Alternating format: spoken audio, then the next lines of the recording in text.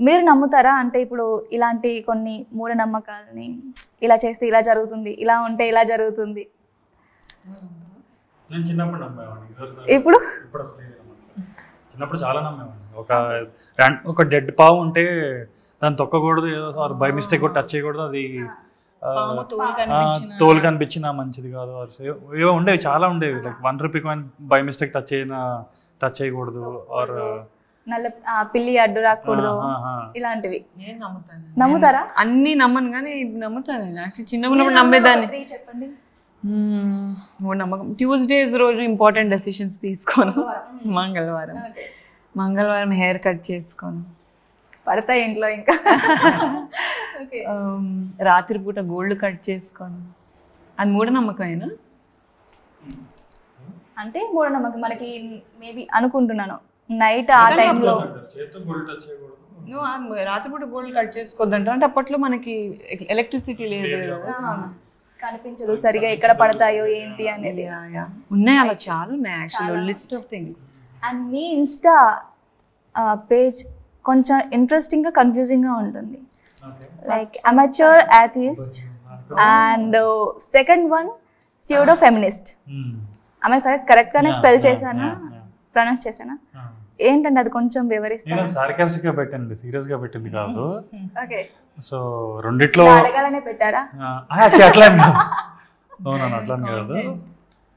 Atheism or feminism are the two things that I believe in. So but usually దాని గురించి మాట్లాడేటప్పుడు I use to be very outspoken about it. Usually బాగా I use to be loud about it, నా స్టోరీస్లో కానీ ఇది వాటి గురించి కానీ.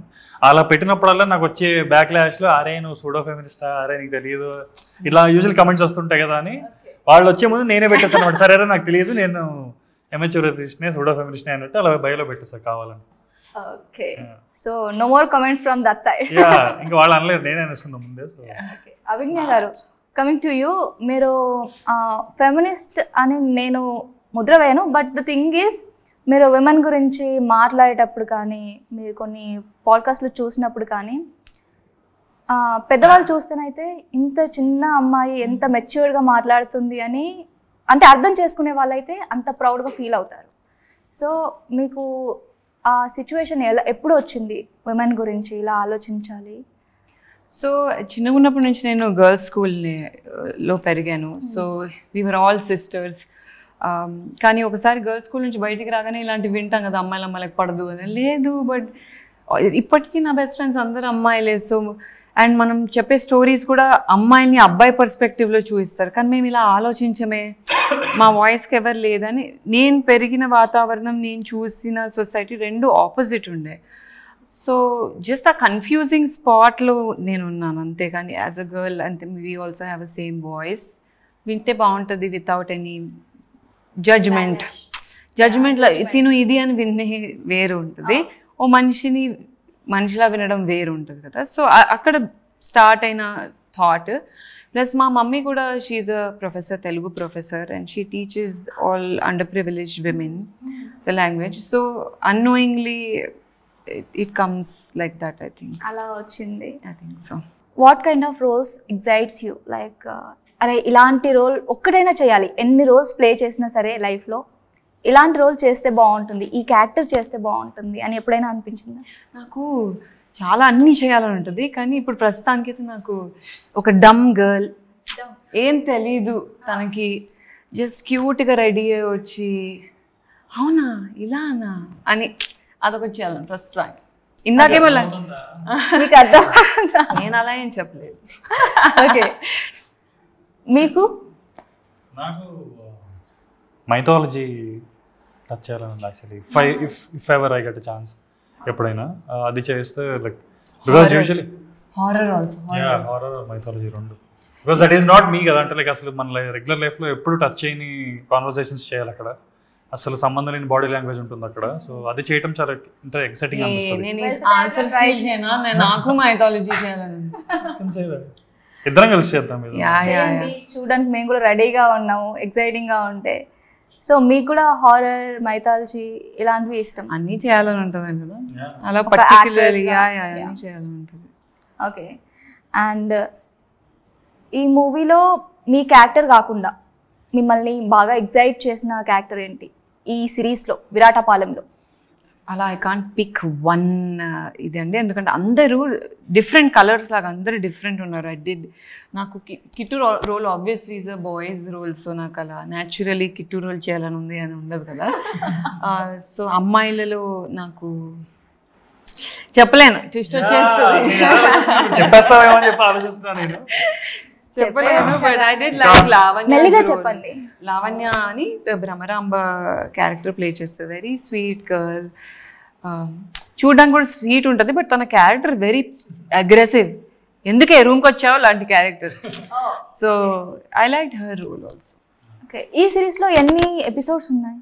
7 episodes. ఎంత టైం పట్టింది షూట్కి? We shot in 16-17 days.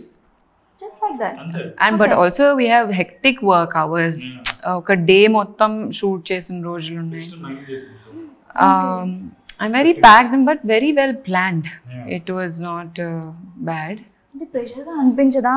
Just ఒక 8 hours వర్క్ చేస్తేనే అబ్బా చాలు అనిపిస్తుంది కదా? And as continuous there's a reason why also they choose young and new actors like us is because we are ready to give that much time. మాకు అంత privilege లేదు. Wear like 6 అయిందా pack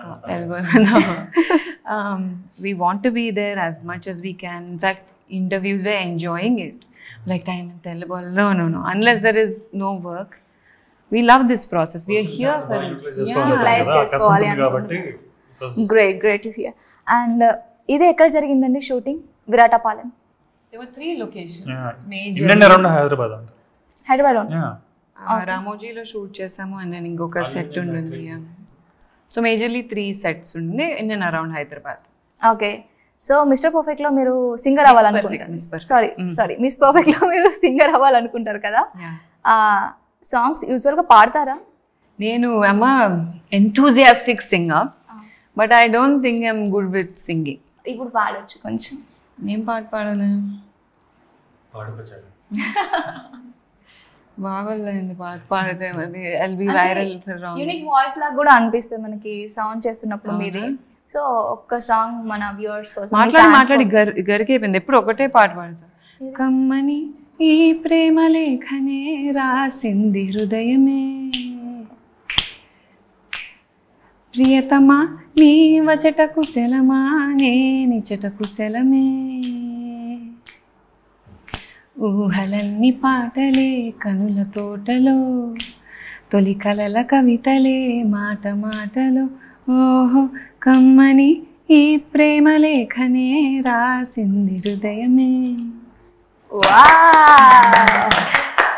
nice. ఫైనల్గా విరాటపాలెం గురించి మన వ్యూవర్స్కి వాళ్ళని exciting చేసేది ఏంటి అండ్ ఒక్కటి చెప్పండి. 27th రిలీజ్ అవబోతోంది, స్ట్రీమింగ్ అవబోతోంది, ఏం చెప్తారు?